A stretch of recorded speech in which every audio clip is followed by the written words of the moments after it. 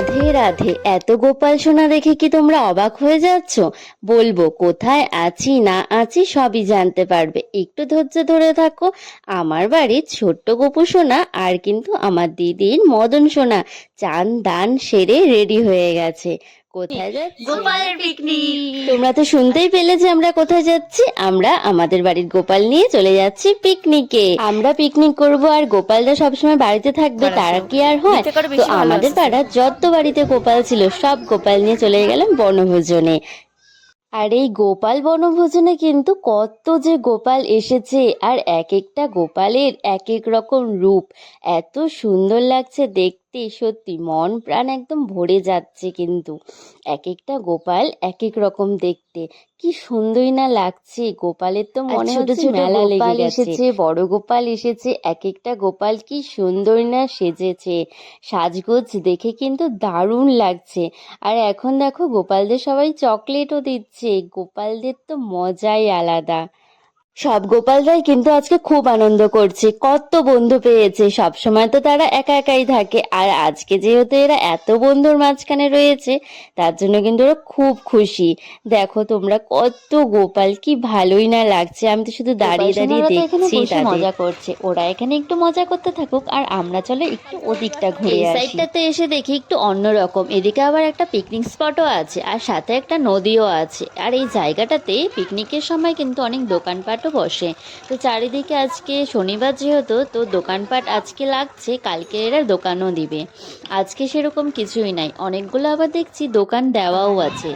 আর এখানটাতে এসে একটা অন্যরকমই শান্তি দেখলাম, কারণ এখানে এক একটা গাছ কি সুন্দর, বট গাছ। আর এদিকে দেখো আমার মায়ের কাজ দেখো, এদিকে একটা ডাল আছে, ডালের মধ্যে সবাই ঝুলছে। আমার মাও দেখো ঝুলা শুরু করে দিয়েছে।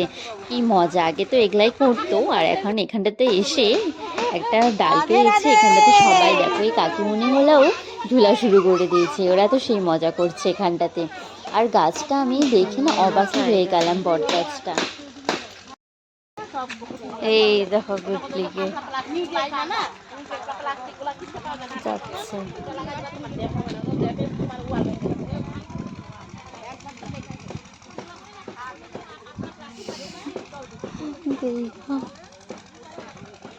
এটা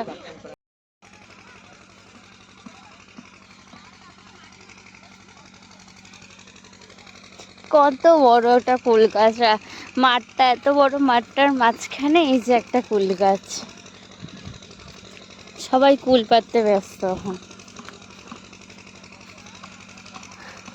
আর নদীটার ওই পারে একটা দেখো কুল ধরে একদম কুল পেকেও গেছে রে বাবা। কিন্তু পারবো কিভাবে, কত কুল।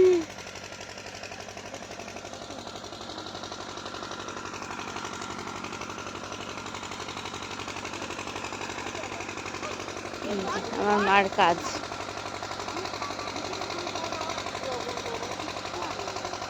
কে জানে যে এখানটাতে এসে কিন্তু আমরা খুব মজা করলাম, কত কুলও পারলাম। চলো কুল পাড়া তো হলো, এখন তো ভোগের ওখানেও যেতে লাগবে। ভোগ কিন্তু শুরু হয়ে গেছে, তাই আমরা দেখো চলে আসলাম। দেখি ভোগ আরতি হচ্ছে এখন।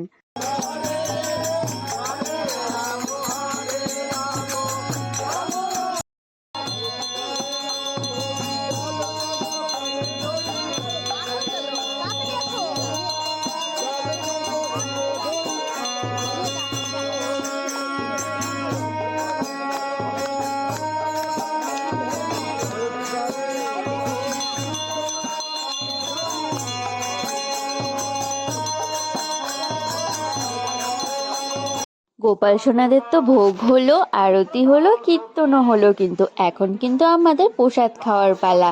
তো তোমাদের কেমন লাগলো গোপাল সোনাদের ছোট্ট পিকনিক ভিডিওটা? অবশ্যই কিন্তু আমাকে জানিও।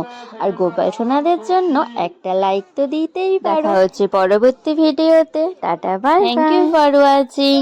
রাধে রাধে।